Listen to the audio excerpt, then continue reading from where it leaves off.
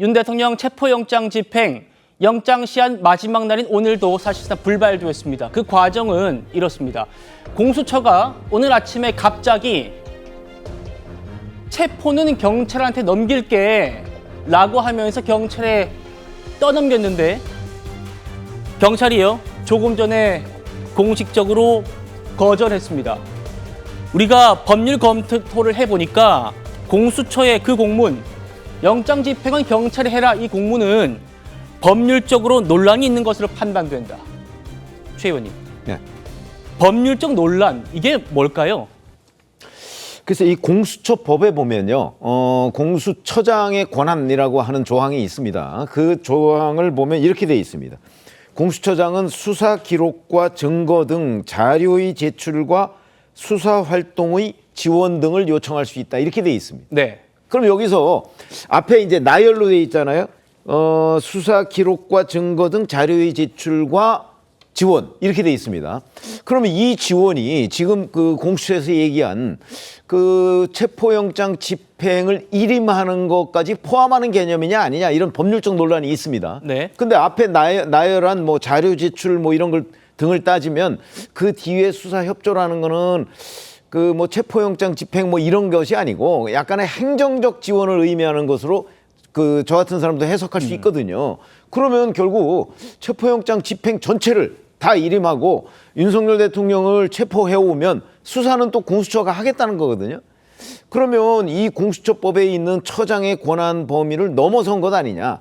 그러면 이제 경찰에 어떤 문제가 생기냐면 직권남용 문제가 생길 수가 있다, 이런 거죠. 예. 그래서 제가 보건대는 공수처가 처음에 이 일임한다고 얘기를 했을 때 과연 법률적 검토를 제대로 한 거냐. 처장의 권한을 어디까지 받길래 경찰에 일임한다는 얘기가 나오고, 그러면서 아주 또 그 경찰 쪽으로 뭐 조사까지 다 넘기는 것도 아니고, 그렇죠. 경찰은 오로지 무슨 그 딱 체포만 해오면 거기까지 경찰의 임무가 끝나는 것처럼 한 부분, 이거는 아마 경찰로서는 그 어떤 뭐 마치 공수처의 경찰이 뭐 하수인처럼 이렇게 보일 측면도 있고, 그다음에 또 하나는 바로 법적인 측면, 경찰의 직권남용 시비가 붙을 가능성, 뭐 이런 것들을 염려해서 거절한 걸로 보인다. 예. 이렇게 해석합니다. 오늘 아침에 공수처가 그런 입장을 밝히자 속된 말로 욕을 정말 많이 먹었습니다. 이 조직을 없애야 한다라는 말까지 나오고, 심지어는 이 공수처를 만든 민주당까지 그런 얘기를 하고 있습니다. 자, 조금 전에 속보가 나갔습니다만 이런 논란이 거세니까 공수처가 우리가 이 체포 권한을 일임하겠다라는 그런 제안을 거둬들이겠다라는 입장을 밝힌 상태입니다. 갑자기 대통령 체포를 왜 경찰에게 맡기겠다라고 했는지 그 배경 살펴볼 텐데요. 오늘 오동훈 처장에게 기자들 질문이 쏟아졌습니다.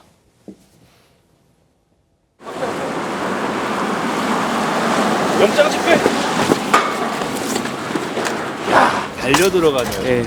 정장님, 영장 집행 경찰에 왜 넘긴 겁니까? 소장님, 사건 사실상 포기하신 거 아닙니까? 1차 시도 부족했던 거 아닙니까? 이럴 거면 검찰에서 왜 가져왔습니까? 자, 보시죠.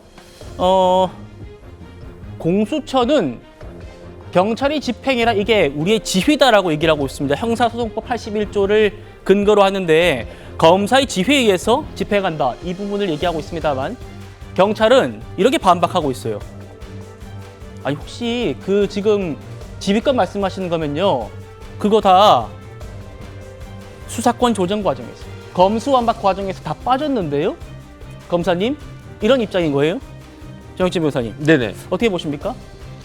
글쎄요, 이제 형사소송법이요, 그 검찰의 지휘에 의하여 이렇게 되어 있는데, 옛날 형사소송법은 어떻게 되어 있었냐면 검찰의 지휘 하에 이렇게 되어 있단 말이죠. 그러니까 큰 차이가 없는데, 그런데 왜 이런 그 경찰의 반발이 있느냐? 형사소송법 규정에 따르면 구속영장은 검사의 지휘에 따라 가지고 사법경찰관리가 그 검사가 시키는 대로 해야 된다, 이렇게 읽힐 수밖에 없는데, 그럼에도 불구하고 경찰이 이걸 갖다 못 하겠다라고 반발한 이유는 제가 봤을 때 두 가지인 것 같아요. 첫 번째는 검수완박이 있었고 검수완박의 기본적인 취지는 무엇이냐. 이전처럼 검사가 경찰을 일방적으로 지휘하는 상하관계는 더 이상 아니다. 이게 첫 번째인 것 같고요. 그다음에 더 근본적인 문제는 뭐냐면은 공수처에 대한 불만과 불신이 있는 거죠. 공수처가 일은 자기들이 다 벌려놓고 뒷수습을 자기들이 감당 못할 일을 자기들이 해놓고 나서 왜 그 경찰한테 그 설거지를 갖다 다 맡기느냐. 그다음에 그게 경찰이 간단하게 할 수 있는 것이면 모르겠는데 이게 누가 봐도 굉장히 어려운 경호처하고 맞붙을 수밖에 없는 그러한 일을 왜 우리한테 시키느냐. 그러니까 제가 그 국수본부장이라고 하더라도 저한테 이런 거 들어오면요. 뭐 법이고 뭐를 떠나가지고 일단 우리는 못하겠다. 이렇게 할 수밖에 없는 그 상황이 된 것이 아닌가. 이런 상황을 초래한 것이 누구인가. 결국 공수처 아니겠습니까? 공수처가 책임을 져야 된다고 저는 생각합니다. 예. 오전에 공수처가 내놨던 이 주장도요, 거센 비판에 직면을 했습니다. 1차 집행에서 경호처 200명이 스크럼을 짜는데 우리가 어떻게 뚫겠느냐. 공수처 인력은 50명이고 저쪽은 200명이라서 못했는데 어쩌라는 거냐 이런 취지죠. 그러면서 이런 말도 했어요. 인력적인 한계를 인정한다. 자, 그러니까 전문성이 없다는 것 시인하는 겁니까? 라는 기자 질문에 우리가 영장 집행에는 전문성이 없다. 인력과 장비, 집행 경험은 경찰이 최고임을 인정한다. 이런 입장을 냈습니다. 설 변호사님. 네. 공수처가 스스로 역량이 없다는 걸 자인한 셈 아니냐 이런 비판도 나오더라고요. 그러니까요. 저 말에서 보다시피 지난 금요일에 어떤 그 공수처가 어떤 체포영장 집행 과정에서 완료하지 못한 것을 저는 의지도 없었고 그다음에 능력도 없었다는 것을 스스로 저는 자인한 셈이다. 만천하에 드러냈다라고 저는 보이거든요. 아니 그러면 200명 이상 있을 것을 예상을 못했다는 것입니까? 원래 대통령의 경호 라인은 세 가지 라인이 있지 않습니까? 군경이 제일 3차 외곽, 그다음에 2차가 경찰, 그다음에 제일 마지막 1차 관문이 경호처 아니었습니까? 그나마 군과 경에서는 충돌을 방지하기 위해서 적극적으로 방어하지는 않았단 말이에요. 결국엔 경호처 직원들만 나와가지고 한 게 200명 정도였는데 그 정도도 예상하지 않고 들어갔단 말입니까? 그리고 공수처 직원 50명이지만 경찰 직원들, 경찰 어떤 특사경들 한 100명 이상 같이 대동해서 가지 않았습니까? 그러면 시도라도 했단 말입니까? 물리적으로 뭐 소소한 몸싸움이 있었다는 것은 지금 뭐 알려지고는 있습니다만은 정말 체포하기 위해서 노력을 했단 말입니까? 저는 그러한 부분에서 참 의지 자체가 처음부터 없었던 것은 아닌가라는 준비도 부족했고 의지도 부족했다라는 부분에서 그러면서 경찰을 이제 와서 추켜 세운다? 그럴 거면 경찰한테 이 사건 전체를 다 이첩을 해야죠. 이제 와서 무슨 이 체포영장 기간을 갱신해서 다시 한번 해보겠다? 저는 그건 아니라고 봅니다. 이제는 공수처가 이 사건을 더 이상 고집할 필요가 없다. 오히려 그냥 저는 사건 전체를 그냥 경찰로 재이첩을 하고요.